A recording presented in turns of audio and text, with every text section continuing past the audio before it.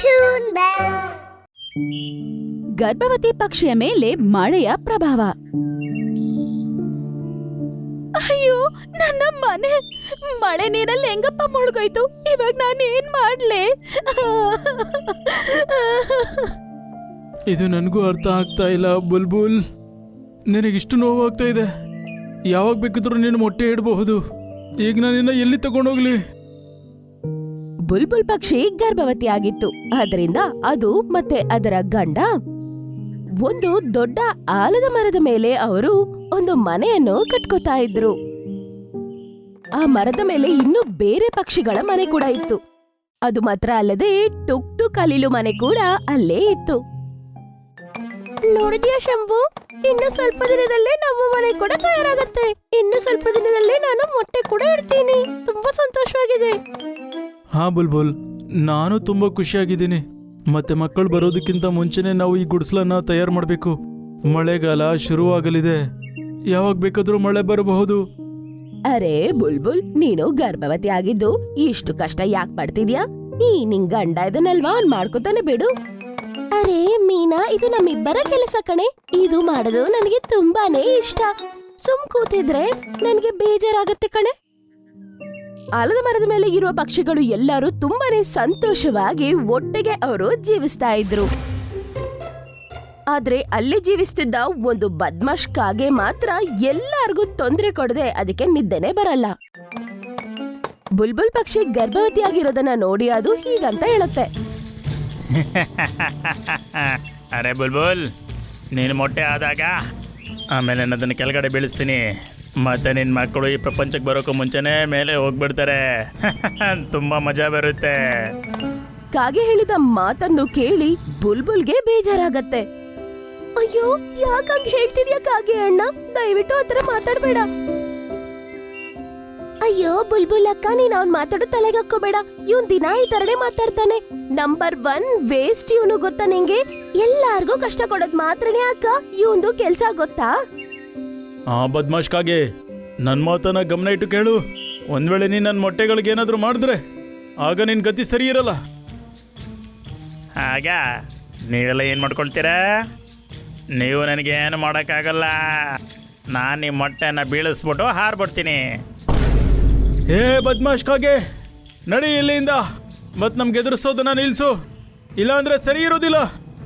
ಆಲದ ಮರದ ಮೇಲೆ ಕೂತಿರುವ ಬೇರೆ ಪಕ್ಷಿಗಳು ಎಲ್ಲರೂ ಕೂಡ ಅದನ್ನ ಬೈದು ಅಲ್ಲಿಂದ ಕಳಿಸ್ಬಿಡ್ತಾರೆ. ಆಹಾ, ಹೋಗಿಲ್ಲಿಂದ. ನಿನಗೆ ಬೇರೆ ಕೆಲ್ಸ ಇಲ್ವಾ? ಯಾವಾಗ ನೋಡಿ ಯಾರಿಗಾದ್ರೂ ತೊಂದರೆ ಕೊಡೋದು ಮಾತ್ರನೇ ನಿನ್ ಕೆಲ್ಸ ಆಯ್ತು. ಫಸ್ಟ್ ಇಲ್ಲಿಂದ ಹೋಗು. ಆಹಾ, ಹೋಗಿಲ್ಲಿಂದ. ಕಪ್ಪು ಕಾಗೆ, ನೋಡೋದಕ್ಕೆ ಎಷ್ಟು ಕಪ್ಪಗಿದ್ದಾನೆ. ಇವ್ ನೋಡಿದ್ರೇನೆ ದಿನ ಎಲ್ಲ ನಾಶ ಆಗ್ಬಿಡ್ತೈತೆ. ಅವನ್ನ ಈ ರೀತಿ ಅವಮಾನ ಮಾಡಿದ ನಂತರ ಅವನಿಗೆ ತುಂಬಾನೇ ಕೋಪ ಬಂದ್ಬಿಡತ್ತೆ. ಆದ್ರೆ ಅವನ್ ಏನ್ ಮಾಡಕ್ಕಾಗತ್ತೆ? ಆಲದ ಮರದ ಮೇಲೆ ಇರುವ ಎಲ್ಲಾ ಪಕ್ಷಿಗಳು ಒಟ್ಟಿಗೆ ಸೇರ್ಕೊಂಡು ಅದರಿಂದ ಆ ಬದ್ಮಾಶ್ ಕಾಗೆ ಅಲ್ಲಿಂದ ಬಂದ್ಬಿಡುತ್ತೆ. ಅದು ಈ ರೀತಿ ಕೆಟ್ಟದಾಗಿ ಮಾತಾಡಿದ ತಕ್ಷಣ ಬುಲ್ಬುಲ್ಗೆ ಮಾತ್ರ ಮನಸ್ಸಲ್ಲಿ ತುಂಬಾನೇ ಬೇಜಾರಾಗುತ್ತೆ. ರೀ, ಆ ಬದ್ಮಾಶ್ ಕಾಗೆ ಹೇಳ್ದಂಗೆ ಅದು ನಮ್ಮ ಮೊಟ್ಟೆಯನ್ನು ಕೆಳಗಡೆ ತಳ್ಬಿಡಲ್ಲ ಅಲ್ವಾ? ಭಯ ಆಗ್ತಿದೆ. ಹಾ ಬುಲ್ಬುಲ್, ನಾನಿದ್ದೀನಲ್ವಾ. ನೀನ್ ಯಾಕೆ ಚಿಂತೆ ಮಾಡ್ತೀಯಾ? ಮತ್ ಮರದ ಮೇಲೆ ಬೇರೆ ಪಕ್ಷಿಗಳು ಸಹ ಇದೆ. ಅವರು ನಮ್ಗೆ ಸಹಾಯ ಮಾಡ್ತಾರೆ. ಮತ್ತೆ ಇಷ್ಟೊಂದು ಅವಮಾನ ಆದ್ಮೇಲೆ ಅವನ್ಗೆ ಆ ದರಿದ್ರದವನು ಇಲ್ಲಿಗೆ ಯಾವತ್ತೂ ಬರೋದಿಲ್ಲ ಅನ್ನತ್ ಹೇಳಿದ ತಕ್ಷಣ ಅವಳಿಗೆ ಸ್ವಲ್ಪ ಸಮಾಧಾನ ಆಗತ್ತೆ. ಅದರ ನಂತರ ಅವರು ಮನೆಯನ್ನು ಹೆಂಗೋ ಕಟ್ಕೊಂಡು ಆ ದಿನನೇ ಮುಗಿಸ್ಕೊಂಡ್ಬಿಡ್ತಾರೆ. ಆ ದಿನ ವಾತಾವರಣ ತುಂಬಾನೇ ಬೇರೆ ತರ ಇತ್ತು. ತುಂಬಾ ಜೋರ್ ಮಳೆ ಬರೋ ತರ ಕಾಣಿಸ್ತಿತ್ತು. ಆಗ ಅವರಿಬ್ರು ಆಹಾರ ತರೋಣ ಅಂತ ಅವರಿಬ್ರು ಎಲ್ಲಿಗೋ ಹೋಗಿರ್ತಾರೆ. ರೀ, ಮಳೆ ಬರೋ ತರ ಇದೆ, ನಾವು ಬೇಗ ಹೋಗೋಣ ರೀ. ಹಾ, ಹಿಂತಿರುಗಿ ಹೋಗೋಣ. ಮನೆಗಳಲ್ಲಿ ಇವತ್ತು ರಾತ್ರಿಗಾಗೋಷ್ಟು ಧಾನ್ಯಗಳು ಸಾಕಷ್ಟು ಇದೆ. ಮಿಕ್ಕಿದು ನಾಳೆ ಬೆಳಗ್ಗೆ ನಾನು ಬೇಗ ಹೋಗಿ ಹುಡ್ಕೊಂಡ್ ತರ್ತೀನಿ. ಹಿಂತಿರುಗಿ ಹೋಗೋಣ. ಇಬ್ರು ವಾಪಸ್ ಹೋಗ್ತಿರ್ತಾರೆ. ಆಗ ಜೋರಾಗಿ ಮಳೆ ಬರಕ್ ಶುರು ಆಗ್ಬಿಡತ್ತೆ. ರೀ, ಏನ್ರೀ ಇಷ್ಟು ಜೋರಾಗಿ ಮಳೆ ಬರ್ತಿದೆ? ಇನ್ನೇನು, ಮನೆ ಬಂದೇ ಬೇಡುತ್ತೆ. ಈಗ ನಾವು ಬೇಗ ಮನೆಗೆ ತಲುಪ್ತೀವಿ. ಒಂದ್ ಕಡೆ ಇಬ್ರು ಬೇಗ ಹಾರ್ಕೊಂಡು ಹೋಗ್ತಾ ಇರ್ತಾರೆ. ಇನ್ನೊಂದ್ ಕಡೆ ಸರಿಯಾದ ಸಮಯ ನೋಡ್ಕೊಂಡು ಕಾಲು ಕಾಗೆ ಅವರ ಮನೆ ಹತ್ರ ಹೋಗಿ ಕೂತ್ಕೊಳ್ಳುತ್ತೆ. ಆವತ್ತು ಇವರಿಬ್ರು ಎಲ್ಲರ ಮುಂದೆ ನನಗೆ ಇಷ್ಟೊಂದು ಅವಮಾನ ಮಾಡಿದ್ರಲ್ಲ, ಮೊಟ್ಟೆ ಬೀಳ್ಸಿದ್ರೆ ಅದು ಚರ್ಚೆಯ ವಿಷಯ. ಮೊದಲನೇದಾಗಿ ನಾನು ಇವ್ರು ಇಷ್ಟೊಂದು ಕಷ್ಟಪಟ್ಟು ಕಟ್ಟಿರೋಂಥ ಗುಡಿಸಲನ್ನ ಬೆಳೆಸ್ತೀನಿ. ಮತ್ತೆ ಎಲ್ಲಿ ಕೊಡ್ತಾರೆ ಇವರು ಮೊಟ್ಟೆ? ಆದಷ್ಟು ಬೇಗ ಯಾವುದಾದ್ರೂ ಬೇಕು ಇವ್ರ ಮೊಟ್ಟೆನ ಹುಡುಗಿ ತಿಂದು ಬಿಡುತ್ತೆ. ಹಂಗಂತ ಅನ್ಕೊಂಡು ಅದು ಅವರ ಮನೆಯನ್ನು ಕೆಳಗಡೆ ತಳ್ಬಿಡತ್ತೆ. ಮಳೆ ಕೂಡ ಜೋರಾಗಿ ಬರುತ್ತೆ. ಅದರಿಂದ ಅದು ಮಳೆಯಿಂದ ಅದರನ್ನ ಕಾಪಾಡ್ಕೊಳ್ಳೋದಕ್ಕೆ ಎದುರಲ್ಲೇ ಇರುವ ಬೇರೆ ಮರದ ರೆಂಬೆಯ ಮೇಲೆ ಹೋಗಿ ಅದು ಕುತ್ಕೊಳ್ಳುತ್ತೆ. ಹೇಗೆ ಬರುತ್ತೆ ಮಜಾ? ಈ ಬುಲ್ಬುಲ್ ಮತ್ತೆ ಶಂಭು ತಮಾಷೆ ನೋಡೋದ್ರಲ್ಲಿ ತುಂಬ ಮಜಾ ಬರುತ್ತೆ. ಕಾಲು ಹಂಗಂತ ಅಂತಾನೆ ಇವರಿಬ್ರು ಅಷ್ಟರಲ್ಲಿಗೆ ಆ ಮಳೆಯಲ್ಲಿ ನೆನ್ಕೊಂಡು ಬೇಗ ಬೇಗ ಮನೆಗೆ ಬರ್ತಾರೆ. ಅಯ್ಯೋ ದೇವ್ರೆ, ಇದೇನು ನಮ್ಮ ಗುಡಿಸ್ಲು? ಎಲ್ಲಿಗೋಯ್ತು ನಮ್ಮ ಗುಡಿಸ್ಲು? ಅಸಲಿಗೆ ಯಾರು ಹೊಡೆದಾಕಿದ್ದು? ಏನ್ರಿ ಇದು? ಇಲ್ಲಿ ನಮ್ಮ ಮನೇನೇ ಇಲ್ಲ ನೋಡ್ರಿ. ನಮ್ಮ ಮನೇನು ಯಾರೋ ಕೆಳಗಡೆ ತಳ್ಬಿಟ್ಟಿದ್ದಾರೆ. ನನಗೇನು ಅರ್ಥ ಆಗ್ತಾ ಇಲ್ಲ ಬುಲ್ಬುಲ್. ಅಸಲಿಗಿದು ಯಾರ ಕೆಲಸ ಆಗಿರಬಹುದು? ಇಲ್ಲ ರೀ, ಈಗ ಏನ್ ಮಾಡೋದು? ಇಲ್ಲಿ ನೋಡಿ, ನಾನು ಎಲ್ಲಿ ಮೊಟ್ಟೆ ಇಡ್ಲಿ? ನನ್ನ ಮಕ್ಕಳಿಗೆ ಏನಾಗತ್ತೆ? ಅಯ್ಯೋ ದೇವ್ರೆ, ನಾವ್ ಯಾರಿಗೂ ಏನು ಅನ್ಯಾಯ ಮಾಡಿಲ್ಲ. ನಮಗ್ ಮಾತ್ರ ಯಾಕಪ್ಪ ಹಿಂಗ್ ನಡೀತಿದೆ? ದೇವ್ರೆ, ಹೆದರ್ಕೋಬೇಡ ಬುಲ್ಬುಲ್, ಯಾವುದಾದ್ರೂ ಒಂದು ದಾರಿ ಖಂಡಿತ ಸಿಕ್ಕುತ್ತೆ. ನಡಿ ಹೋಗಿ ನಮ್ಮ ಸ್ನೇಹಿತರ ಹತ್ರ ಸಹಾಯ ಕೇಳೋಣ. ಅವರಿಬ್ರು ಇಷ್ಟು ಬೇಜಾರಾಗಿರೋದನ್ನ ನೋಡಿದಕ್ಕಾಗಿ ಅದಕ್ಕೆ ತುಂಬಾನೇ ಸಂತೋಷ ಆಗತ್ತೆ. ಮತ್ತೆ ಅದು ತುಂಬಾ ಜೋರಾಗಿ ನಗತ್ತೆ. ಹೇಗೆ ಬರ್ತಾ ಇದೆಯಲ್ವಾ ಮಜಾ? ಈ ತಮಾಷೆ ನೋಡೋದಕ್ಕೋಸ್ಕರನೇ ನಾನು ಇಷ್ಟು ದಿನ ಕಾಯ್ಕೊಂಡಿದ್ದು. ಅಸಲಿಗೆ ನನಗೆ ಮಾಡಿರೋ ಅವಮಾನದ ಸೇಡು ಕೂಡ ಪೂರ್ತಿ ಆಯಿತು. ನೀನು ಹಾಗಾದ್ರೆ ಇದೆಲ್ಲ ನಿನ್ ಕೆಲಸನಾ? ನಾಲಾಯಕ್ಕಾಗೆ. ಮತ್ತೇನು, ಇಷ್ಟೊಂದು ಒಳ್ಳೆ ಕೆಲಸ ನನ್ನನ್ನು ಬಿಟ್ಟರೆ ಮತ್ತೆ ಯಾರು ಮಾಡ್ತಾರೆ ಹೇಳು? ಇದು ನೀನ್ ಮಾಡಿರೋದು ಸರಿ ಇಲ್ಲ. ಇದು ಪಾಪ ಪಾಪ. ಮತ್ತೆ ನೋಡು, ಆದಷ್ಟು ಬೇಗ ನಿನಗೆ ನಿನ್ನ ಪಾಪಕ್ಕೆ ಶಿಕ್ಷೆ ಕೂಡ ಸಿಗುತ್ತೆ. ಶಂಭು ಮತ್ತೆ ಬುಲ್ಬುಲ್ ಇಬ್ರು ತುಂಬಾನೇ ಕಷ್ಟಪಟ್ಟು ಆ ಮನೆಯನ್ನು ಕಟ್ಕೊಂಡಿರ್ತಾರೆ. ಅದು ಮಾತ್ರ ಅಲ್ಲದೆ ಜೋರ್ ಮಳೆ ಬರ್ತಿರುವ ಕಾರಣದಿಂದ ಪಾಪ ಅವ್ರ ಕೈಯಲ್ಲಿ ತುಂಬಾ ಕಷ್ಟ ಆಗತ್ತೆ. ರೀ, ನನ್ನ ಕೈಲಿದ ಮೇಲೆ ಆಗೋದಿಲ್ಲ ರೀ, ತುಂಬಾ ಚಳಿ ಆಗ್ತಿದೆ, ತುಂಬಾ ಕಷ್ಟ ಆಗ್ತಿದೆ. ಬುಲ್ಬುಲ್, ನಡಿ ನಮ್ಮ ಸ್ನೇಹಿತರ ಹತ್ರ ಸಹಾಯ ಕೇಳೋಣ. ಅವ್ರು ನಮಗೆ ಸಹಾಯ ಖಂಡಿತ ಮಾಡ್ತಾರೆ. ಶಂಭು ಮತ್ತೆ ಬುಲ್ಬುಲ್ ಮೀನಾ ಪಕ್ಷಿಯ ಮನೆ ಹತ್ರ ಹೋಗ್ತಾರೆ. ಆಮೇಲೆ ಅವರು ಹೀಗಂತ ಕೇಳ್ತಾರೆ, ಮೀನಾ ಅಕ್ಕ, ಕಾಗೆ ನಮ್ಮ ಮೇಲೆ ಸೇಡ್ ತೀರ್ಸ್ಕೊಳಕ್ಕೆ ಮನೆ ಕೆಳಗಡೆ ತಳ್ಬಿಡ್ತು. ನಾನು ನಿಮ್ ಮನೆಯಲ್ಲಿ ಮೊಟ್ಟೆ ಇಡ್ಬೋದಾ ಅಕ್ಕ? ಏನೋ, ನಮ್ಮನೇಲಿ ಮೊಟ್ಟೆನಾ? ಅಯ್ಯೋ ಅಕ್ಕ, ನನ್ನ ಮನೇಲಿ ಜಾಗ ಇಲ್ಲ. ಬೇಡ ಅಕ್ಕ, ಆಗೋದಿಲ್ಲ. ಅಂದ್ರೆ ನಾವಿನ್ನು ಎಲ್ಲಿಗೆ ಹೋಗೋಕ್ಕಾಗುತ್ತೆ? ಮತ್ತೆ ಯಾರ ಹತ್ರ ಸಹಾಯ ಕೇಳಬೇಕು? ಅದೆಲ್ಲ ನನಗ್ ಗೊತ್ತಿಲ್ಲ. ಆದ್ರೆ ನಿಜವಾಗ್ಲೂ ಇಲ್ಲಿ ಜಾಗ ಇಲ್ಲ ಅಕ್ಕ, ಬೇರೆ ಎಲ್ಲಾದ್ರೂ ನೋಡ್ಕೊಂಡು ಹೋಗಿ. ಹಂಗಂತ ಹೇಳಿದ್ಮೇಲೆ ಅವರಿಬ್ರು ಅಲ್ಲಿಂದ ಹೋಗ್ಬಿಡ್ತಾರೆ. ಆಮೇಲೆ ಅವರು ಅಲ್ಲೇ ಇರುವ ಮೀನನ್ ಮನೆಗೆ ಹೋಗ್ತಾರೆ. ಮಂಜು ಕಿಟಕಿಯಲ್ಲಿ ಕುತ್ಕೊಂಡು ಮಳೆನ ನೋಡ್ತಾ ಎಂಜಾಯ್ ಮಾಡ್ತಿರ್ತಾಳೆ. ಮಂಜು ಅಕ್ಕ, ನನ್ಗೆ ಸಹಾಯ ಮಾಡು, ನಾನು ಮೊಟ್ಟೆ ಇಡ್ತೀನಿ. ನಮ್ಮ ಮನೆ ಬೇರೆ ಹೊಡೆದೋಯ್ತು. ಓಹೋ, ಅಯ್ಯೋ ಪಾಪ. ಆದ್ರೆ ಕ್ಷಮಿಸಿ ಅಕ್ಕ, ನೀವಿಲ್ಲಿ ಮೊಟ್ಟೆ ಇಡಕ್ ಆಗೋದಿಲ್ಲ. ನಮ್ಮ ಮನೆಗೆ ನೆಂಟರು ಬರ್ತಿದ್ದಾರೆ. ಅಂದ್ರೆ ಇಷ್ಟೊಂದು ಮಳೆಯಲ್ಲಿ ಯಾರು ಸಹಾಯಕ್ಕೆ ಬರ್ತಾರೆ? ಹೌದು, ನಿನಗೇನು? ಕೋಪದಿಂದ ಮಂಜು ಬಾಗ್ಲನ್ನು ಮುಚ್ಚಿಬಿಡ್ತಾಳೆ. ಆಮೇಲೆ ಅವರಿಬ್ಬರು ಪಾಪ ಅಲ್ಲೇ ಪಕ್ಕದಲ್ಲಿರುವ ಬೇರೆ ಪಕ್ಷಿಗಳನ್ನು ಕೇಳೋಣ ಅಂತ ಹೋಗ್ತವೆ. ಯಾರು ಅವರಿಬ್ಬರಿಗೂ ಮನೆಯಲ್ಲಿ ಜಾಗ ಕೊಡಕ್ಕಾಗೋದಿಲ್ಲ ಅಂತ ಹೇಳ್ಬಿಡ್ತಾರೆ. ಇವಾಗ ಏನ್ ಮಾಡೋದು ಶಂಭು? ಇವಾಗ ನೋಡು, ನಮ್ಮ ಮನೆ ಬೇರೆ ನಾಶ ಆಗ್ಬಿಡ್ತು. ಇವಾಗ ನೋಡು, ಮಳೆ ಬೇರೆ, ಎಲ್ಲಿ ನೋಡಿದ್ರು ನೀರು. ನಾನು ಎಲ್ಲಿ ಮೊಟ್ಟೆ ಇಡ್ಲಿ? ಏನು ಅರ್ಥ ಆಗ್ತಾ ಇಲ್ಲ ಬುಲ್ಬುಲ್. ಯಾರು ಸಹ ನಮಗೆ ಸಹಾಯ ಮಾಡಲ್ಲ ಅಂದ್ಬಿಟ್ರು. ಬುಲ್ಬುಲ್ ಚಳಿಯಲ್ಲಿ ಪಾಪ ನರ್ಲಾಡ್ತಾ ಇರ್ತಾಳೆ. ಇದನ್ನ ನೋಡಿ ಕೂಡ ಕಾಗೆಗೆ ನಾಚಿಕೆ ಆಗಲ್ಲ. ಅಲ್ಲೇ ಕುತ್ಕೊಂಡು ನಗ್ತಾ ಇರತ್ತೆ. ಅವ್ರು ಪಡ್ತಾ ಇರೋ ಕಷ್ಟವನ್ನು ನೋಡಿ ಈ ಕಾಗೆ ನಗ್ತಾ ಇರತ್ತೆ. ಆಗ ಬುಲ್ಬುಲ್ ಮತ್ತೆ ಶಂಭುಗೆ ಒಂದು ಸೌಂಡ್ ಕೇಳ್ಸತ್ತೆ. ಬುಲ್ಬುಲ್ ಅಕ್ಕ, ಶಂಭು ಅಣ್ಣ, ಇಲ್ಲಿ ಬನ್ನಿ ನೀವು ನನ್ ಮನೆಗೆ. ಅದು ಬೇರೆ ಯಾರು ಅಲ್ಲ, ಟುಕ್ ಟುಕ್ ಕಳಿಲು.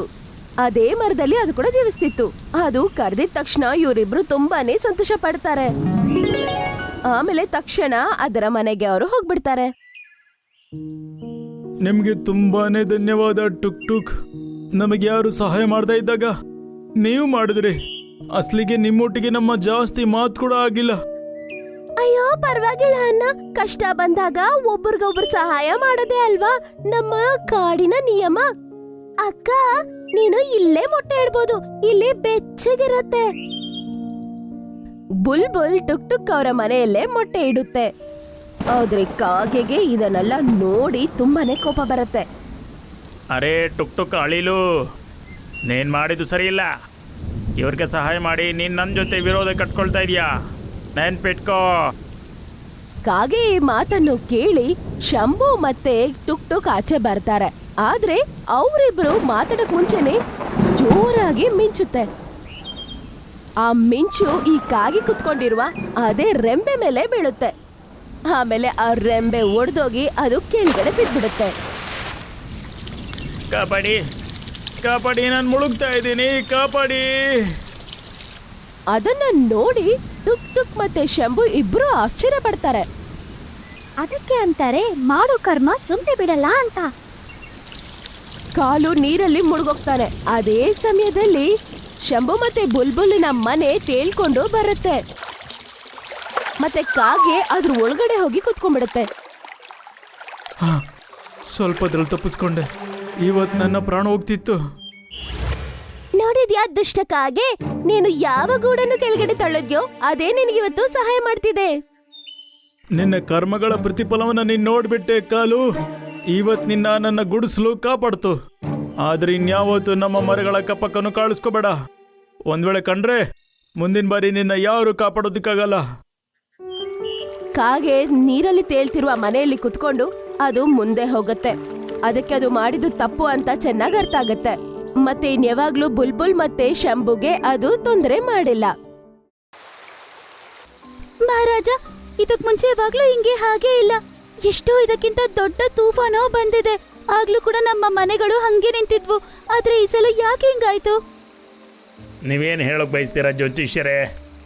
ನನ್ನ ಜ್ಯೋತಿಷ್ಯ ವಿದ್ಯೆ ತಪ್ಪು ಮಾಡ್ಬಾರ್ದು ಮಹಾರಾಜ್. ನಾವೆಲ್ಲರೂ ಅದೇ ಶಿಕ್ಷೆನ ಅನುಭವಿಸ್ತಾ ಇದ್ದೀವಿ. ಮಳೆಗಾಲದ ಮೊದಲನೇ ದಿನ ಕಾಡಿನಲ್ಲಿ ತುಂಬಾ ಜೋರಾಗಿ ಮಳೆ ಬರ್ತಿರುತ್ತೆ. ಮರಗಳು ಪೂರ್ತಿಯಾಗಿ ಒದ್ದೆ ಆಗ್ಬಿಟ್ಟಿದ್ವು. ಅದನ್ನ ನೋಡೋದಕ್ಕೆ ಅದರ ಹಸಿರು ಬಣ್ಣ ತುಂಬಾ ಚೆನ್ನಾಗಿ ಕಾಣಿಸ್ತಿತ್ತು. ಎಲ್ಲಾ ಜಂತುಗಳು ಮತ್ತು ಪಕ್ಷಿಗಳು ಅವರವರ ಮನೆಗಳಲ್ಲಿ ಪ್ರಶಾಂತವಾಗಿ ನಿದ್ದೆ ಮಾಡ್ತಿರ್ತಾರೆ. ಅದ್ರಲ್ಲಿ ಒಂದು ಮನೆಯಾಗಿತ್ತು. ಮಿಟ್ಟು, ಗಿಳಿ ಮತ್ತೆ ಮಿಂಕು ಮೈನಾದು. ಅರೆ ಅರೆ ರೀ, ಎದ್ದೋಳ್ರಿ.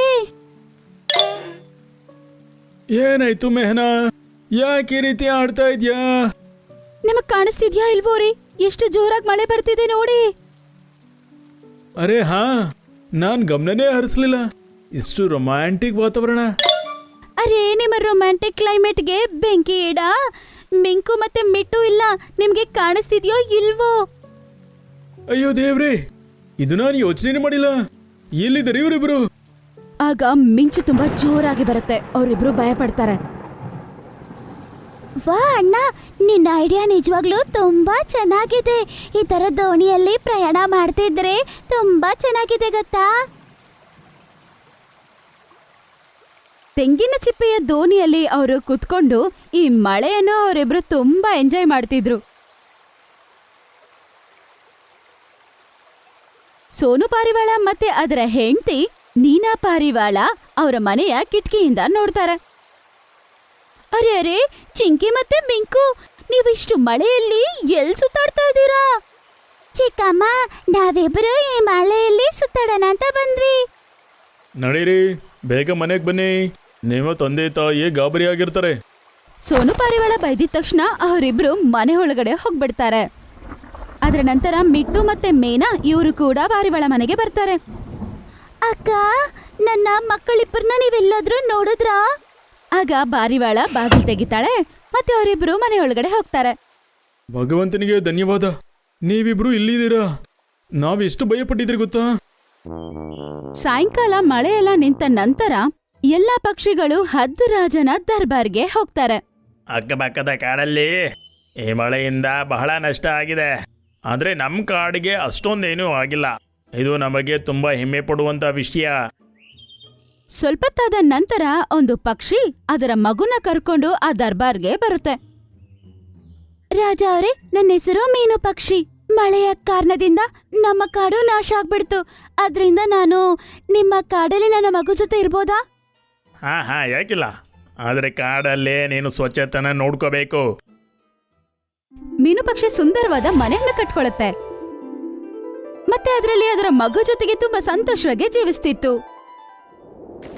ಸ್ವಲ್ಪ ದಿನದ ನಂತರ ವಿಚಿತ್ರವಾದ ಒಂದು ಸಮಸ್ಯೆ ಸೃಷ್ಟಿಯಾಗತ್ತೆ. ಮರದಲ್ಲಿರುವ ಹಣ್ಣುಗಳು ನಾಶ ಆಗ್ತಿದ್ವು.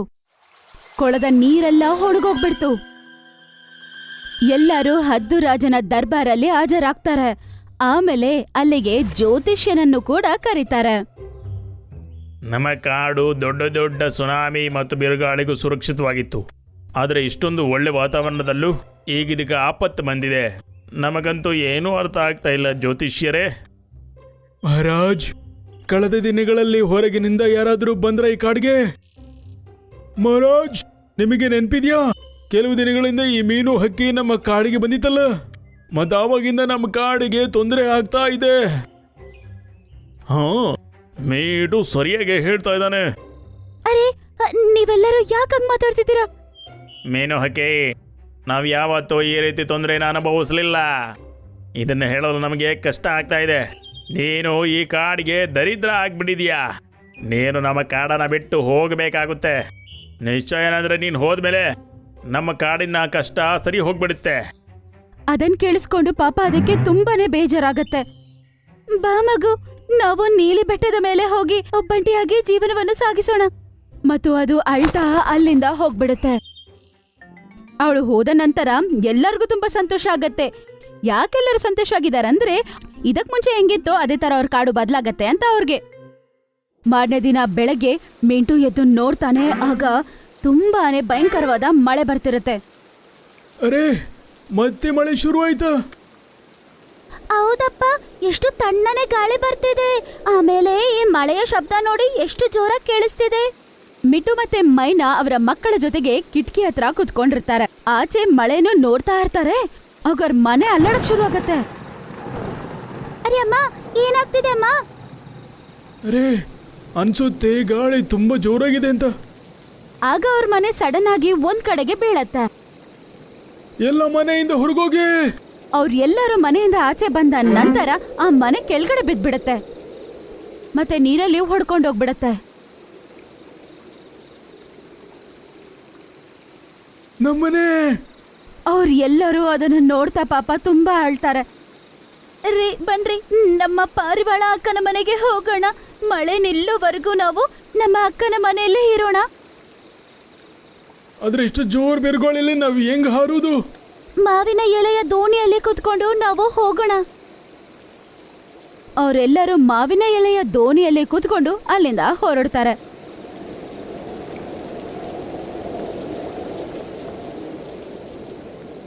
ನೀನಾ ಕಬೂತರಿಯ ಮನೆಗೆ ಅವ್ರು ಹೋಗ್ತಾರೆ. ಆಗ ಅವಳು ಅವ್ರ ಗಂಡನ ಜೊತೆ ಜಗಳ ಮಾಡ್ತಿರ್ತಾಳೆ. ಅರೇ, ನೀವು ನಮ್ಮ ಮನೆಯನ್ನು ಚೆಕ್ ಮಾಡಿದ್ರ ಇಲ್ವಾ? ಇವಾಗ ನೋಡಿ, ನಮ್ಮ ಮನೆ ಒಳಗಡೆ ಯಾಕೆಷ್ಟು ನೀರಾಗ್ತಿದೆ? ಅಯ್ಯ, ಯಾಕೆ ಬೇಜಾರಾಗ್ತೀಯ?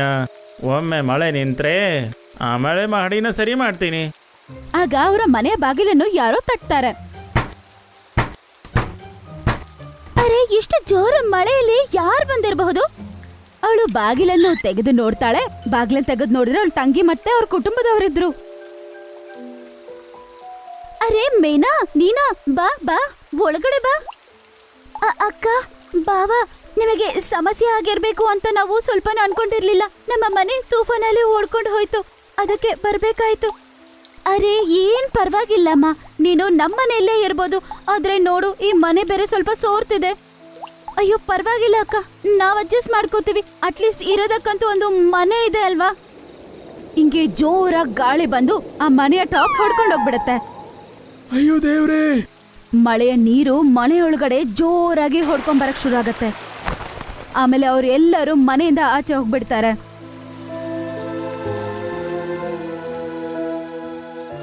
ಅಯ್ಯೋ, ನನ್ನ ಮನೆ ಏನಾಯ್ತು? ನನ್ನ ಮನೆಗೆ ಮತ್ತೆ ಅವರೆಲ್ಲರೂ ಮಾವಿನ ಎಲೆಯ ದೋಣಿಯಲ್ಲಿ ಕುತ್ಕೊಂಡು ಹದ್ದು ರಾಜನ ದರ್ಬಾರ ಬಳಿಗೆ ಅವರು ಹೋಗ್ತಾರೆ.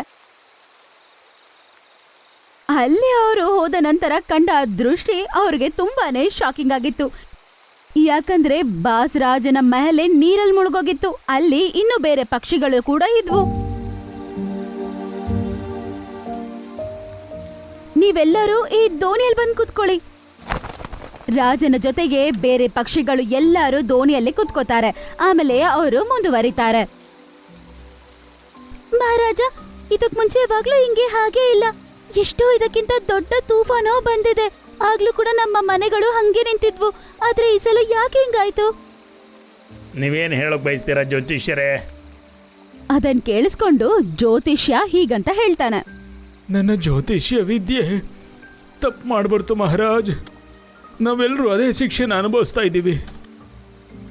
ಇದೆಲ್ಲ ಏನು ನಮಗೆ ಆಗಿದೆ ಅದು ಯಾವುದರಿಂದ ಅಂದರೆ ನಾವು ಯಾರ್ದೋ ಮನಸ್ಸಿಗೆ ದುಃಖ ಕೊಟ್ಟಿದ್ದೀವಿ. ನನ್ನ ಅನುಮಾನ ತಪ್ಪಾಗಿದೆ. ಮೀನು ಹಕ್ಕಿಗೆ ನಾವೆಲ್ಲ ಯಾವಾಗ ದರಿದ್ರ ಅಂತ ಹೇಳಿ ಕಾಡಿಂದ ಹೊರಗೆ ಹಾಕಿದ್ರಿ, ಭಗವಂತ ನಮಗೆ ಅದೇ ಪಾಪದ ಶಿಕ್ಷೆ ಕೊಡ್ತಾ ಇದ್ದಾನೆ. ಪ್ರತಿ ಬಾರಿ ಭಗವಂತನ ಇಚ್ಛೆಯಿಂದ ಮಳೆ ಆಗ್ತಾ ಇತ್ತು. ಆಗ ನಮ್ಗೆ ಯಾವುದೇ ತೊಂದರೆ ಆಗ್ತಾ ಇರಲಿಲ್ಲ. ಆದರೆ ಈ ಬಾರಿ ಈ ಮಳೆ ಮೀನು ಕಣ್ಣೀರಿಂದನೇ ಆಗ್ತಾ ಇದೆ. ಬಹುಶಃ ಏಕಾಂತದಲ್ಲಿ ಕೂತ್ಕೊಂಡು ಅಳ್ತಾ ಇದೆ. ಇಲ್ಲಿವರೆಗೂ ಆಕೆ ಕಣ್ಣೀರು ಹಾಕ್ತಾ ಇರ್ತಾಳೆ. ನಮ್ಮ ಕಾಡಲ್ಲಿ ಮಳೆ ಕೂಡ ಇದೇ ರೀತಿನೇ ಬರ್ತಾ ಇರುತ್ತೆ. ಅದನ್ ಕೇಳಿಸ್ಕೊಂಡು ರಾಜ ಎಲ್ಲಾರನ್ನ ನೋಡಿ ಹೀಗಂತ ಹೇಳ್ತಾನೆ. ಮನೆ ಎಲ್ಲರೂ ಆ ಬೆಟ್ಟದ ಮೇಲೆ ಹೋಗೋಣ. ಇವರೆಲ್ಲರೂ ಕಪ್ಪು ಬೆಟ್ಟಕ್ಕೆ ಹೋಗ್ತಾರೆ.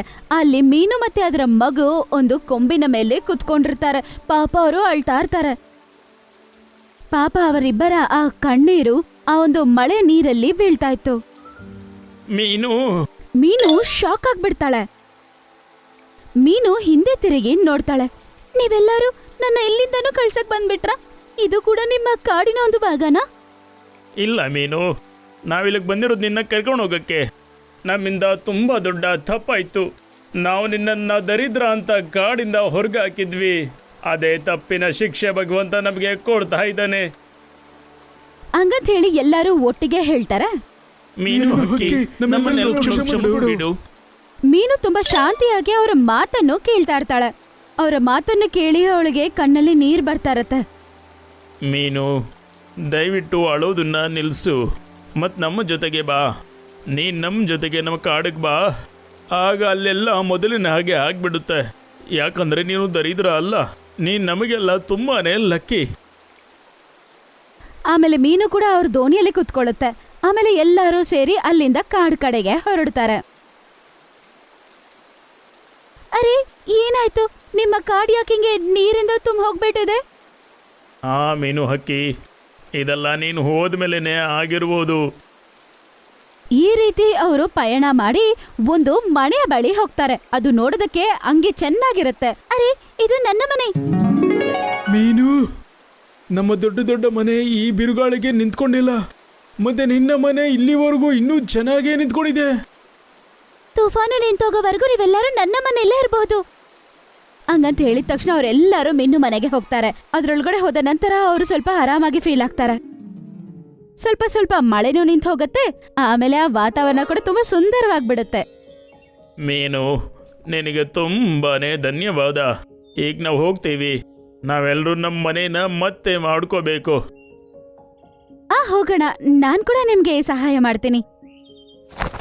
ಅವ್ರು ಎಲ್ಲರೂ ಮನೆಯಿಂದ ಆಚೆ ಬರ್ತಾರೆ. ಅವರ ಮುಂದೆ ಅವರು ದೃಷ್ಟಿಯನ್ನು ಕಂಡು ತುಂಬಾ ಶಾಕ್ ಆಗ್ತಾರೆ. ಅರೆ, ಇದು ನಮ್ಮ ಮನೆ. ಅವರೆಲ್ಲರೂ ನೋಡ್ತಾರೆ. ಅವ್ರ ಎಲ್ಲರ ಮನೆ ಒಂದೇ ಏರಿಯಾ ಅಲ್ಲಿ ಮರದ ಮೇಲೆ ಇರುತ್ತೆ. ಅದು ಕೂಡ ಆ ಮನೆಗಳು ನೋಡೋದಕ್ಕೆ ತುಂಬಾನೇ ಚೆನ್ನಾಗಿರುತ್ತೆ. ಅರೆ ವಾ, ನಮ್ಮೆಲ್ಲರ ಮನೇನು ತುಂಬಾ ಚೆನ್ನಾಗಿದೆ. ಅವರೆಲ್ಲರೂ ಅವರವರ ಮನೆಗಳನ್ನು ನೋಡಿ ತುಂಬಾ ಸಂತೋಷ ಪಡ್ತಾರೆ. ಮೀನು, ನೀನ್ ಬಂದ್ಮೇಲೆ ಭಗವಂತ ಮತ್ತೆ ನಮ್ಮ ಮನೆಗಳನ್ನ ಮಾಡಿ ಕೊಟ್ಟಿದ್ದಾನೆ. ಈಗ ನೀನ್ ಯಾವತ್ತು ನಮ್ಮನ್ನ ಬಿಟ್ಟು ಹೋಗ್ಬಾರ್ದು. Thank you, ಮೀನು.